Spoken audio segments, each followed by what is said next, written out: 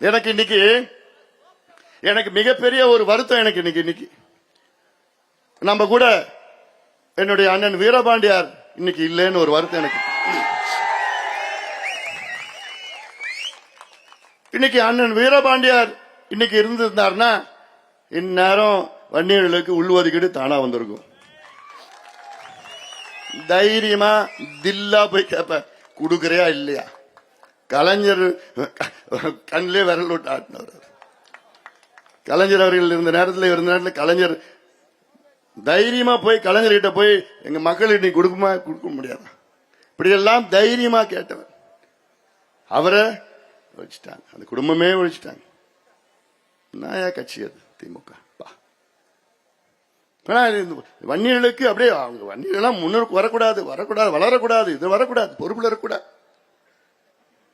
உறுப்பினராக தான் வச்சிருப்பாங்க. உழைக்கிறவங்களுக்கு எல்லாம் அங்க மேல மரியாதை இல்லை. எல்லாம் என்ன சொல்லணும்னா எவ்வளவு சொல்லிட்டு போலாம். இது வேற இன்னொரு மேடைக்கு போடலாம், அது தனியா ஒரு மேடை போட்டுடலாம். நான் ஏதோ ஒரு சாதியை பேசுறேன்னு நினைச்சுக்காதீங்க.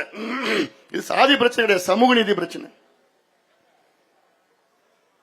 ஆனா கேட்டா சாதி இல்லாத சமுதாயம், சாதியை ஒழிக்கணும், சாதியை பண்ணணும், சாதி அப்படி பண்ணணும், இப்படி பண்ணணும் வசனம் பேசிட்டு இருக்கிற.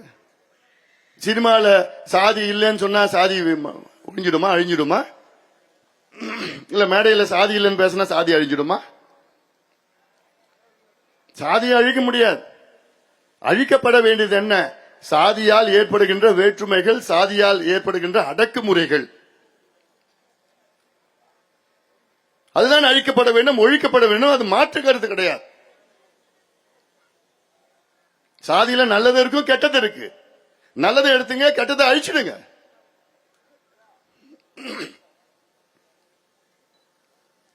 இல்ல சாதி பேர் எடுத்துட்டா சாதி முடிஞ்சிட்டு போயிடுமா, சாதி அழிஞ்சிடுமா? ஏன் சாதி பேரு எடுத்தாச்சு,